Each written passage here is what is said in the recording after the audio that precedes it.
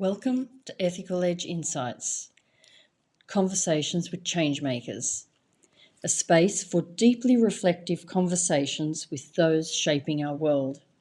Here we explore their journeys, their greatest challenges, their most significant contributions to date, the contributions they seek to make, and how ethics have shown up along the way. Join us as we uncover the stories that shape our shared future. So hello, Mongezi. It's great to see you here today. Yeah, Say quite a lot about you, I guess, but I'm going to let you talk about you. And so if you could tell us about some of your journey and what's inspired you along the way. yeah. It's a very long journey. Good to see you, by the way, as well. It's been a very long journey. And that just this morning, before we had this conversation, I was reflecting on there's someone Marlon Brando. I was reading a story on Marlon Brando and how he passed on. I think he was about 80 years old. I was like, I'm still so far from 80, yeah. So that was a nice, comforting feeling, at least, because then I have still maybe, God willing, enough time to add value to humanity, which is kind of what I think I'm here to do. I think when I turned about 35 around, I felt like I've now just figured out what I'm here to do, which is really around putting Africa at the center of the world where it's supposed to be, which is kind of huge. So I always find myself somewhere in the middle of where Africa should be valued, thoughts from Africa should be valued, ideas. But the feedback I've gotten from many people is that I seem to be a nice bridge between the old world and the new world, Ah, which has been where the journey is. But it hasn't been an easy one, but it has been very exciting. so what are you doing now, or what are the kinds of things you've been doing throughout your career? Because you're a coaching psychologist, is that correct? And but you are more than that. I also know you're dabble in the music world and you do lots of different things.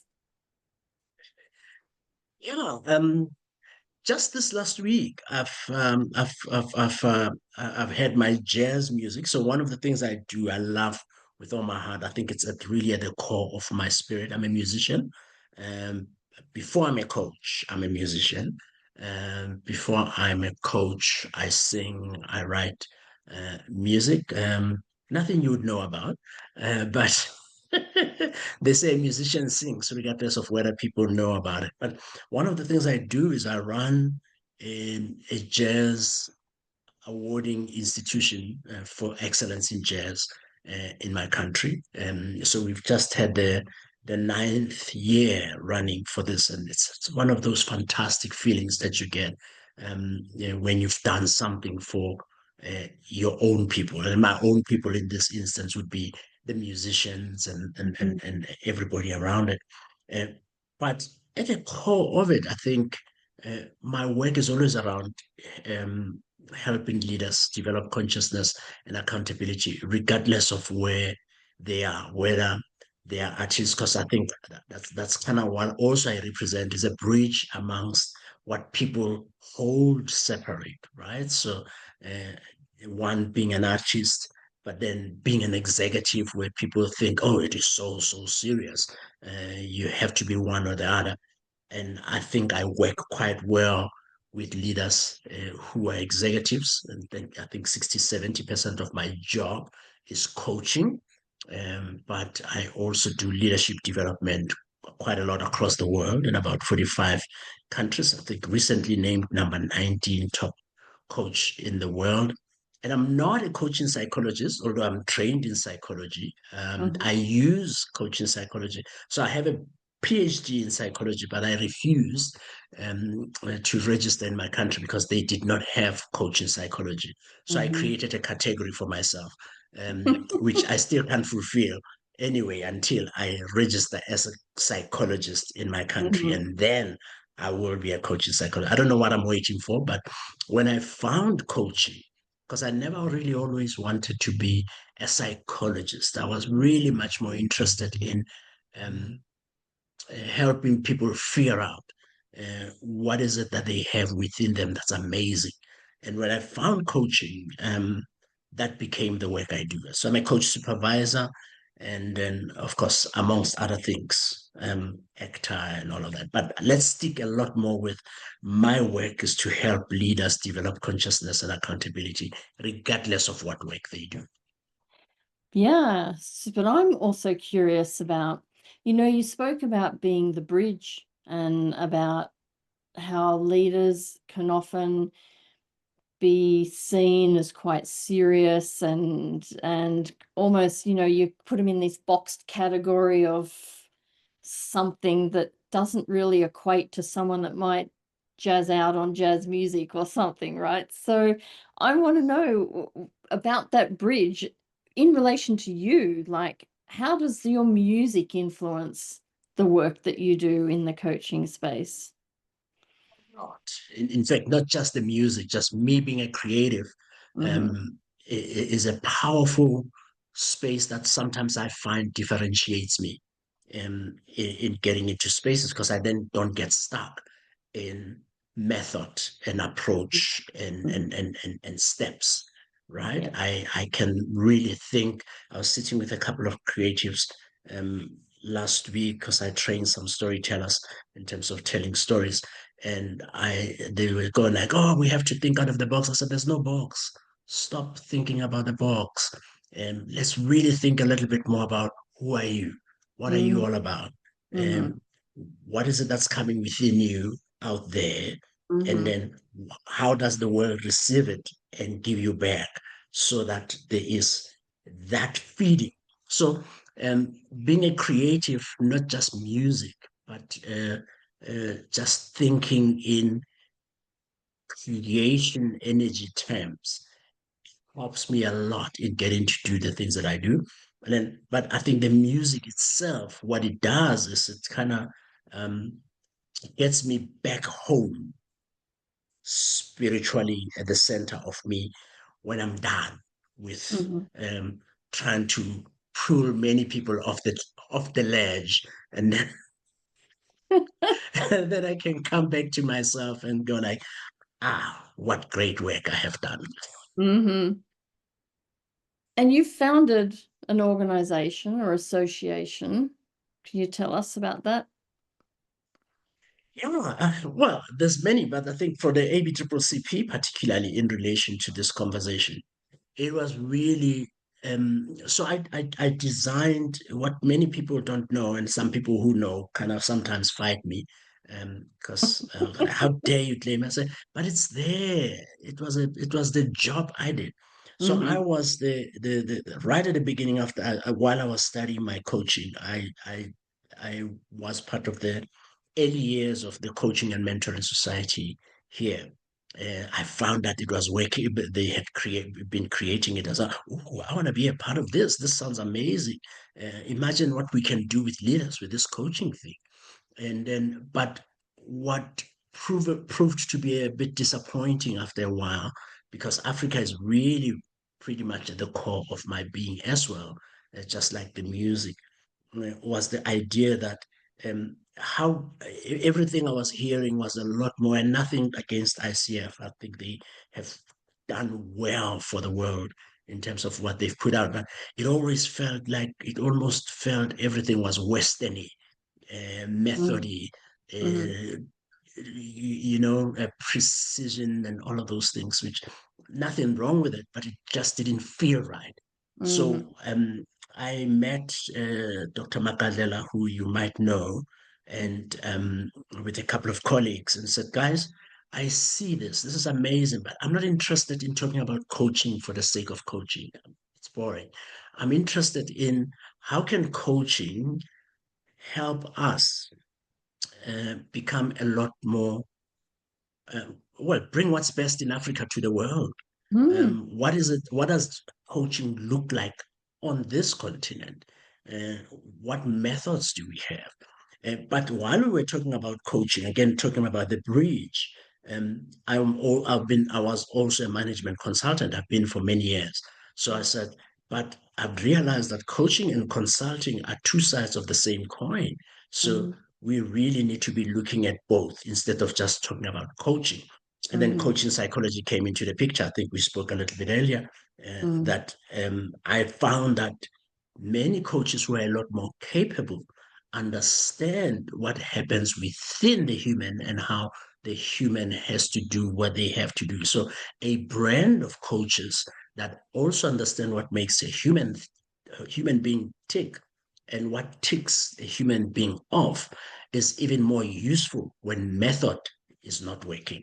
So to be a lot more concise, I think the ABCCC's work was really around quality assurance and making sure that we create coaches that um, are about putting African methods also in the way. It's not African methods or, it's African methods and in the Mm. world. So your accreditation processes includes that part of which makes it quite distinct from being accredited for with the British Psychological Society, for example, or Yes, from the ICF and EMCC, etc. And does yes, that make it different from organizations like Comensa, or is there some yes. overlap? It still makes it unique from them too.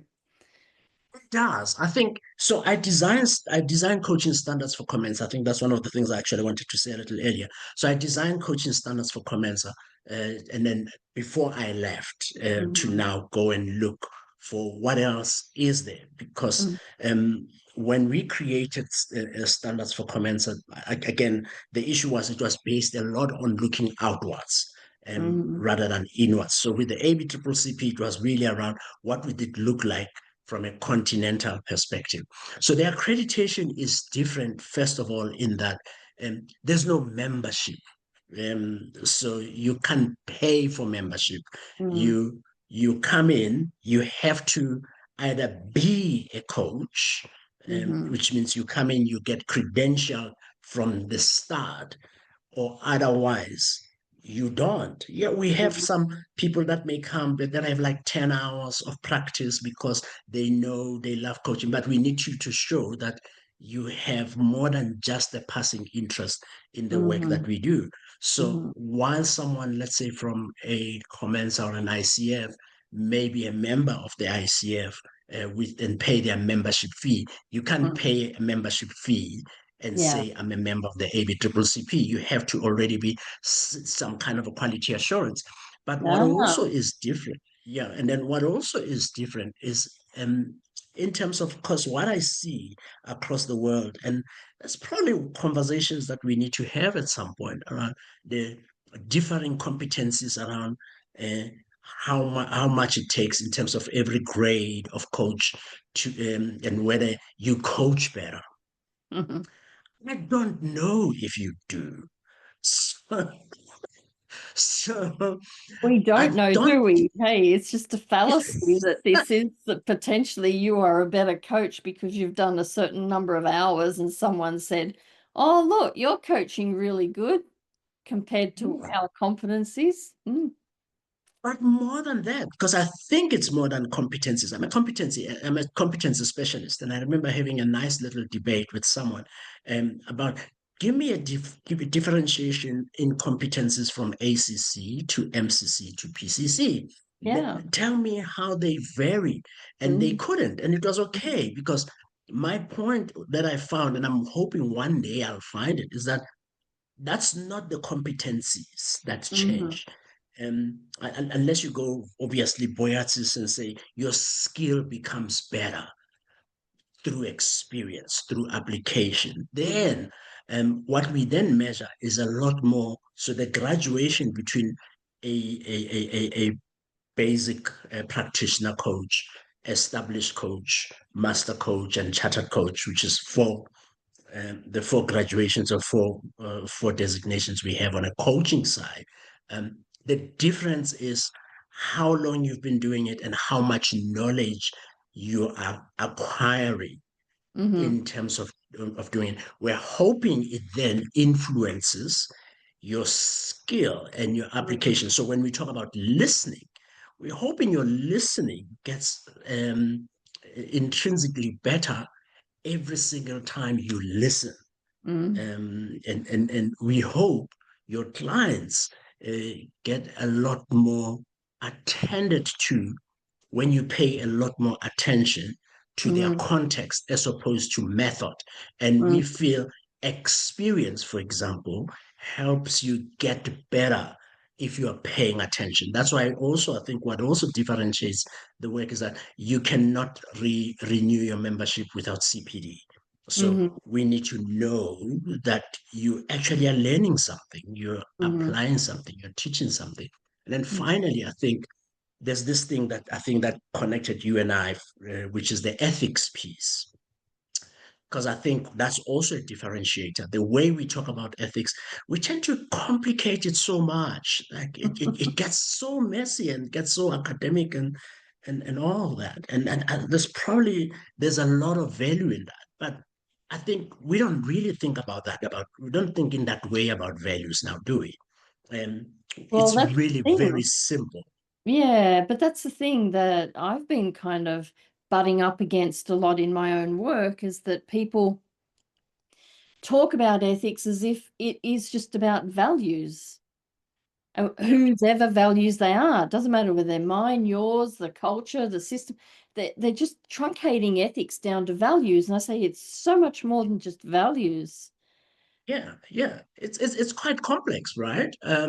But I think in that complexity, though, I still value the simplicity that comes with it because that's not how people navigate ethics. They don't go like, "Ooh, how are my values feeling like now? Which values are being violated?" People don't even know. I've been doing a lot of research around values, for example. People don't know what their values are, and then this research I've been doing, for example, shows that 82% of the people in any space uh, don't share their most important values. So the, the the chances that I'm going to be wrong and you're going to be right are like 82%, which is kind of sucks. So the work of ethics really, that how we think about it is we actually think about it from outside in rather than from inside out. In this instance, we say, um, what are you trying to do? There are four things you're trying to really do. And if you can think ethically about those things and be satisfied from your own self that you've satisfied it, we can have a talk. Of course, we'll still hold you accountable, but it's not like we're going to throw you in jail. Are you putting a customer at the center of your conversation every single time you make your decisions? We're interested to know that. How that looks like would be a very interesting conversation. Are you thinking of being more capable and more skilled every single time as a coach? If the answer is yes, and are you bringing this best skill to the work you're doing with the customer? If the answer is yes, you are on your path. The third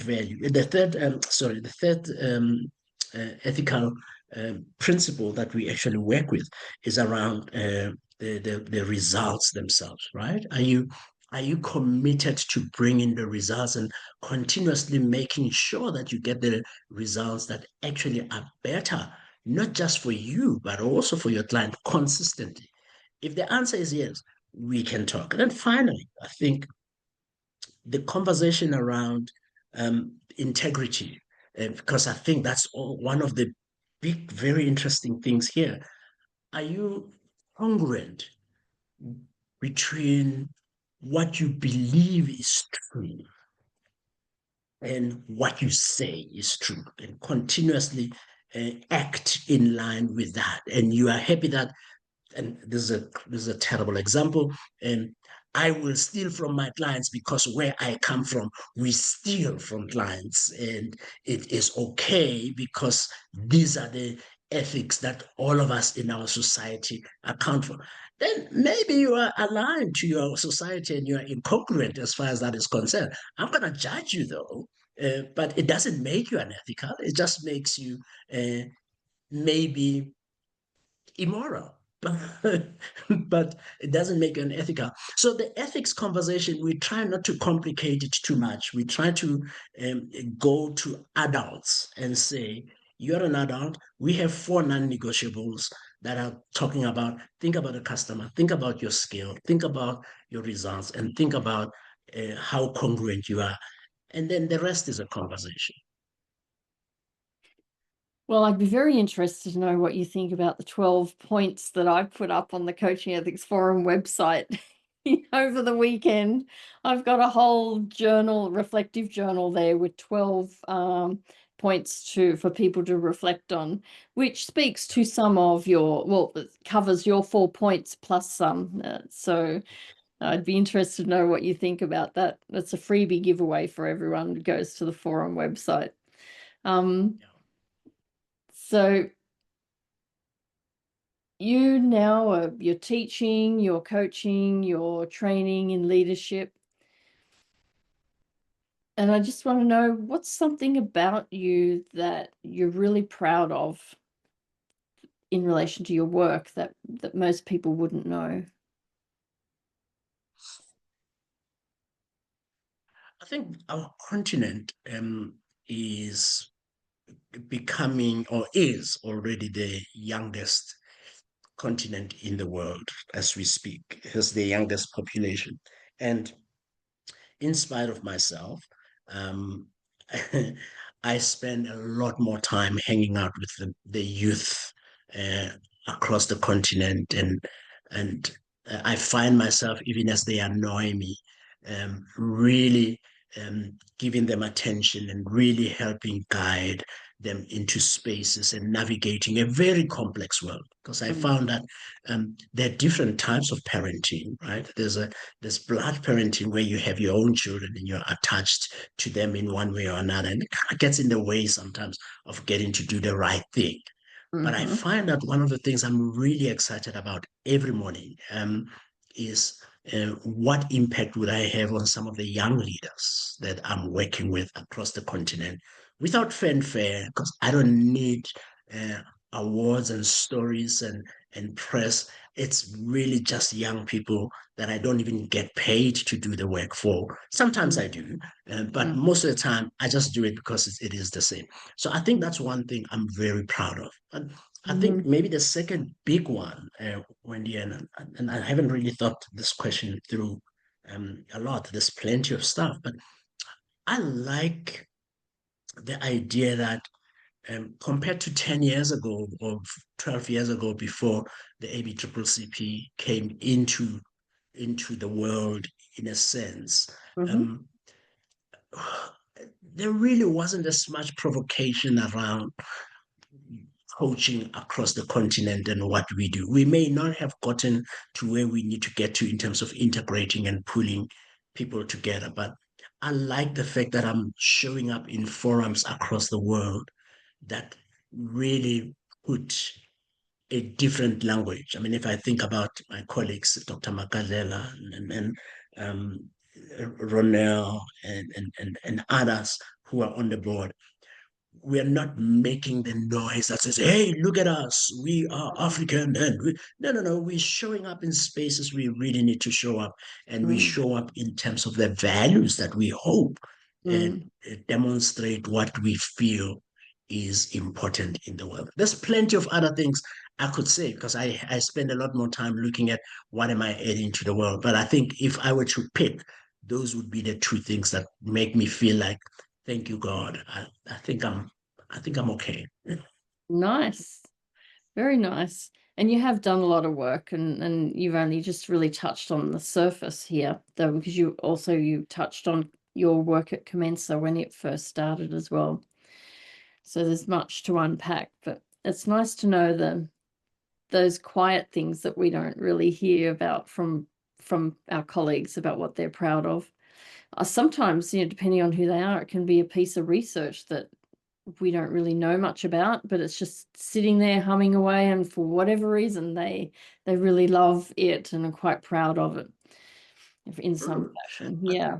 I think maybe one of the things, speaking of research, I think one of the very exciting things, for example, was the journal for coaching, consulting, and coaching psychology that we put together right at the beginning, because I think I was really gung ho about Africans don't publish. Like, Mm-hmm. yeah, I hear that. It's okay. We do storytelling. We have other ways of sharing Yeah. experience, right? However, and there is also, I'm very excited to see how this journal for the last 10 years more that we've been around, it's actually one of the most read when and consulted when people are wanting to know what's happening on the continent. And it's just the beginning. I think we've had like 4 issues of it now, but Mm-hmm. I'm looking forward to a day when we have at least 12 of Mm-hmm. those issues. They would be very interesting. Very good. Very good. I wasn't sure. I'm not sure I knew about that journal. I think I did know about it, but it doesn't stand in the forefront of my mind for some reason. So, No, what is yeah. its name exactly? It is the Journal of Coaching, Consulting, and Coaching Psychology in Africa. Okay, nice short title for us all to remember. Yes, it's quite piety, isn't it? Not. So I get made fun of with the different acronyms I pull out of some of the things I name as well. But I just like, oh well, you get a creative, that's what you get. Yeah, I find that acronyms sometimes they hide the truth quite well, right? Because Yeah, all of a exactly. sudden everybody just throws it around, but they have absolutely no idea what they're talking about. So I think for this particular journal, I'm happy to not have an acronym for a while until people can know what's in Oh, it. yeah, fair enough too. So you already spoke about ethics and how they guide you, particularly through the ABCCP. So tell us more about the culture of your country and how that flows into your practice and how it shapes some of the ethical decisions you have to make. Yeah, the culture of the country. Yeah, it's a very interesting question. But first of all, I have my own ethics, right? And that's really important. I think before we even talk about the culture of the country, it is important for one to really know oneself in terms of what are you all about, right? Because then the culture of the country reflects whatever the collective in the country is. And I think there's almost a split in the middle between optimism and people doing the right things and um, the opposite side where people are quite nihilistic and are thinking I should take as much as I can before the world falls apart. And of course, what then holds me together all the time is going back inwards, right? First of all, to say, what are you all about? Mm. And then taking it a little bit further out to say, if, let's say, for example, your purpose is to uh, put Africa at the center of the world where it's supposed to be, is what you're doing reflecting on this purpose? If the answer is no, just don't do it, right? Mm. And I mean, I know that you're going to go there, so I'll give you an example. Because for me, I don't even think about my country. I think about the continent more than anything else, which is kind of exhausting sometimes. Um, Yeah, because because in it's so general, I think vast. it, I it mean, is I quite knew the vast. kind of question to give you to say your country, the culture of your country. I'm going, that's quite different to asking me the culture of my Australia. Well, Yes, the white Australia. Okay, so yes, yes. it's a very different question. Yeah. Yeah, yeah, because I think that's the thing. There's 54 countries on the African continent for which the Mhm. ABCCP represents. So Mm. the ethical frameworks and ethical orientation for many people would be very different. But I think the split is always in the middle in terms of the nihilists that are going like, well, the world is going out on a in a bang, and then you have people that are very optimistic about where we are growing, and Africa being, in a sense, the mother that gave birth to every human being, and are holding that optimistic value. But in that nihilism, in that hunger, because many parts of the continent are still quite, um, many people are still quite hungry, in as much as there's a lot of development. I think Africa was the fastest developing continent last year in the whole world economically, but it's still, comparatively to many of the old world, European and American, even Asian, it's still quite behind because of generally quite low levels of education. So people make decisions really not based so much on knowledge, but based a lot more on the psychology of hunger and the motivation that comes with it, and how does it help me survive, right? Yeah. And then two, there is a lot around how people are driven a lot by religion, which is now an external impetus into making decisions, as opposed to people really going back within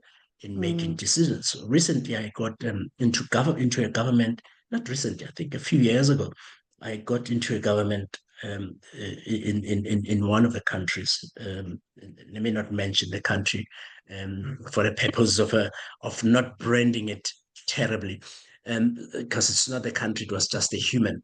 So I got there, and I was introduced to one of their head of government head of education in one of the regions, and they said, "Oh, I love this program. It's such a fantastic program. Can you guys design a program for our region? We want to improve the standard of education for the region." And I did, and I sent him. It was about 150 150 million rand in our currency at that time. It's kind of a lot of money, a lot of money. And so my colleague, my employee who was working in that country, sat and took them through, and then comes back and says, "Well, the regional minister is asking. He can see all of this, and it's a brilliant program. Where is his card?" Oh, okay. Because he's ready to go, but he's just waiting for his card. Yeah. And it was fascinating, because I said to my guy, "Dude, I run a body of ethics on the continent. So I want to ask you a question. If one day somebody asks me, what about this decision, when I have made it and gave this gentleman a cut, and the press is here asking me about it, and I'm the head of this, what would the press say in terms of my answer, regardless of what answer? Because the answer is probably going to be, yes, we did give him money. But how will I now answer that question? Two, this gentleman, we are here to improve the standard of leadership and ethical leadership across the continent. And how do I hold this gentleman accountable when I'm the one that is colluding with this decision? So I would like for you to think about those two things. And once you've answered that, you go and you give him the answer. And of course, his answer was no. So every time I say this, people look at me funny, like, "You left 150 million rand?" It doesn't really matter. But this is the thing. This is exactly the point, that the nature of the continent is such that there are people who are driven by hunger, and there are people who are driven by optimism and doing the right things. And you need to choose which wolf you feed, to mix my metaphors. Yeah. So you missed out on 150 million rand. Man, I would be rich now. I probably have a palace in Paris. Oh boy, what a story. So have you ever been back there to do any work? Have I been? Have you ever been back to that particular country to do any work of that kind? Well, I have, but definitely not that work. Yeah. And of course, because it was really big work and it was really important work. And I think it shows what I like about that case. It also shows the stuff around ethical dilemmas, because people would then say to me, hey, you could have taken it and then maybe you would have improved the standard and then people would have grown and then you would have gotten what you want. I said, yeah. And then one day the media comes and they bite me on the buttocks with having exactly achieved all of that. So Hmm. it's a bit of a mess. So I have, and I'm comfortable when you're in, with the work where we are helping leaders, not just at a mental space in terms of Hmm. thinking through issues.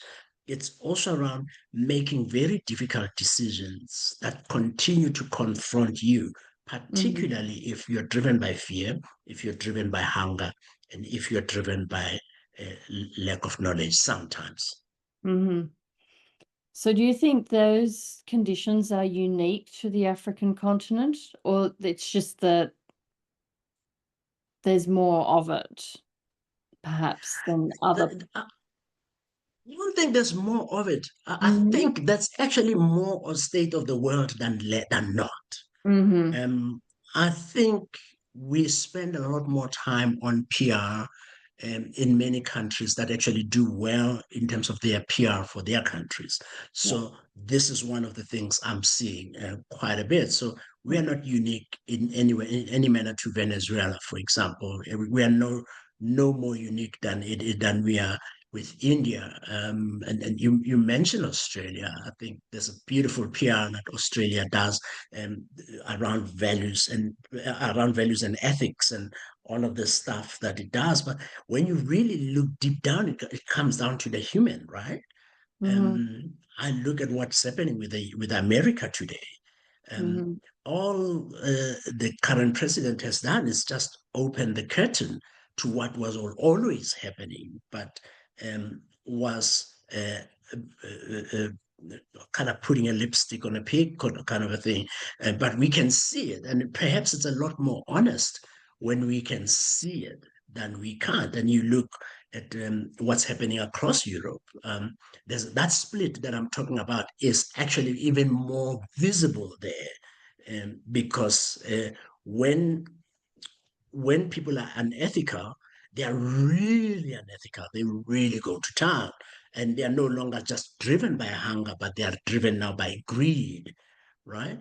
And then you have the opposite side of people who are very optimistic, but perhaps um, not as determined perhaps uh, Hmm. to make waves, because I think at the core of it people just want to get on with their lives. And so what makes ethical conversations very difficult is they actually get in the way of just getting on with your life. You kind of want to finish making this decision because there's 1,000 others probably like it that you still have to go and make. Hmm. Hmm.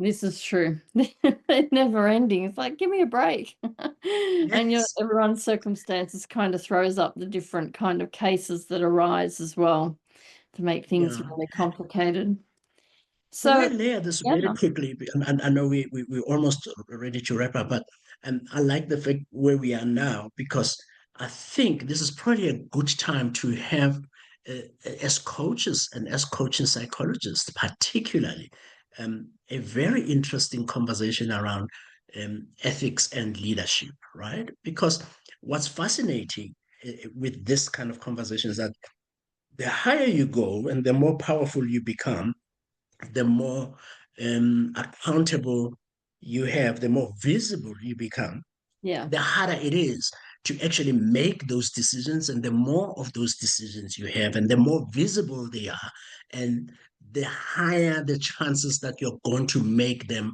very wrong because they impact on so many people. So this may sound antithetical to what I've been saying, but it is probably more important now more than ever to be a lot more empathetic with particularly uh, appointed, no, elected leaders, because they're a lot more visible, they are more under scrutiny in terms of the decisions they make. And most of the time, they actually have a lot more bad options than the Mm. rest of us do. So I think the call for many of us as coaches is to develop a lot more empathy with accountability, because the softness that we approach this work would probably advance our cause more than it would if we actually uh, beat these people to death with our ethics book.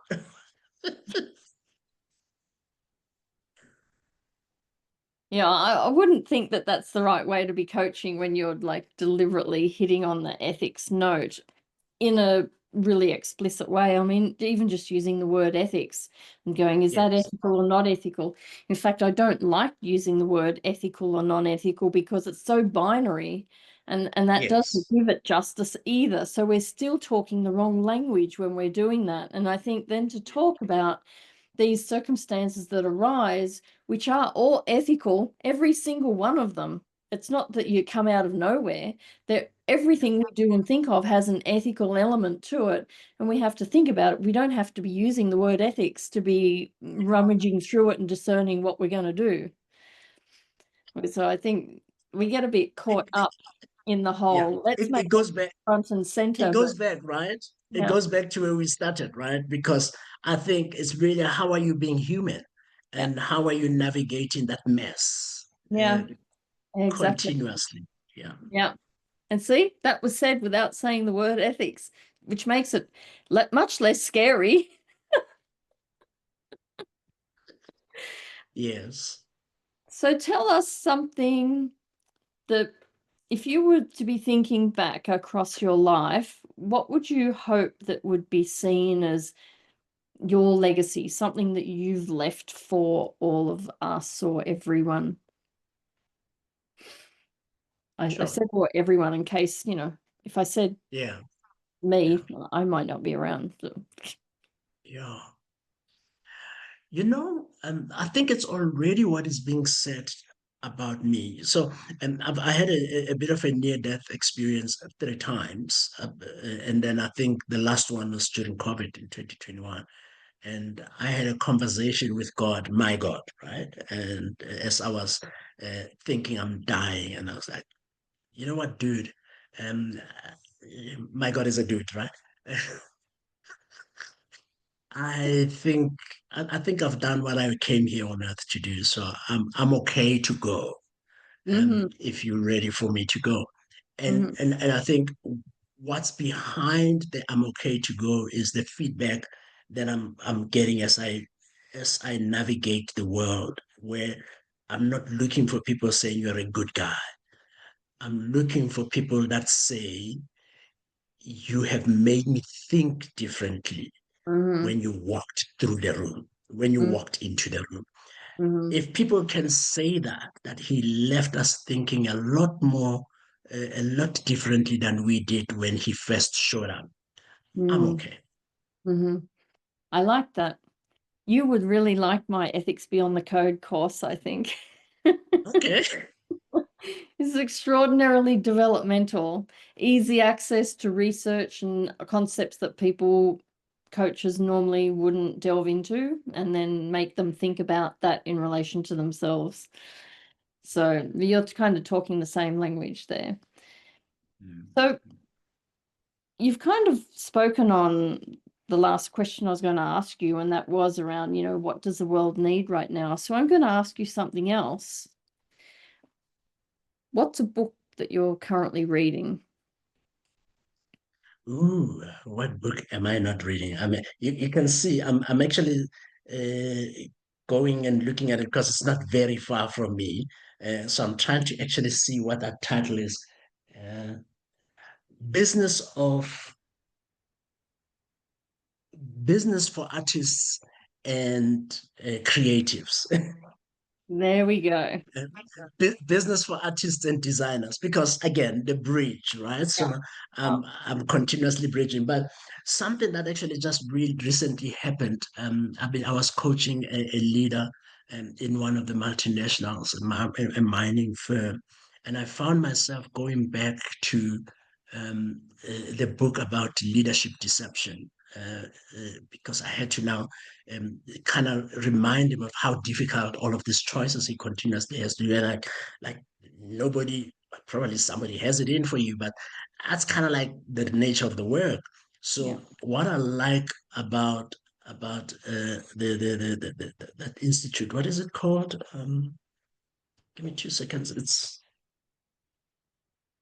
leadership. Sorry, that's terrible. The Abinga Institute, Leadership and Self-Deception. So I'm back to it now.